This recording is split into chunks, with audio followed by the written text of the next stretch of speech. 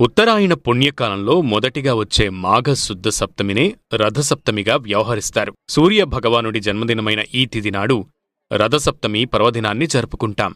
భాస్కరుడు 12 రాశులలో ఒక్కో దానిలో నెల రోజుల చొప్పున ఉంటూ 6 నెలలకొకసారి తన గతిని మార్చుకుంటూ ఉంటారు. దానినే దక్షిణాయనం, ఉత్తరాయణం అని అంటాం. ఆషాఢమాసం నుంచి పుష్యమాసం వరకు దక్షిణాయనము అని పిలుస్తారు. ఈ సమయంలో సూర్యరథం దక్షిణ దిశగా పయనిస్తుంది. తర్వాత సూర్యుడు తన రథాన్ని ఉత్తరాయణ దిశగా మళ్లిస్తాడు.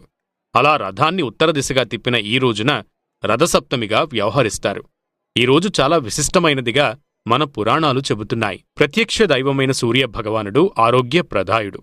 అందుకే మన పెద్దలు ఆరోగ్యం భాస్కరాదిత్యేత్ అని అంటారు.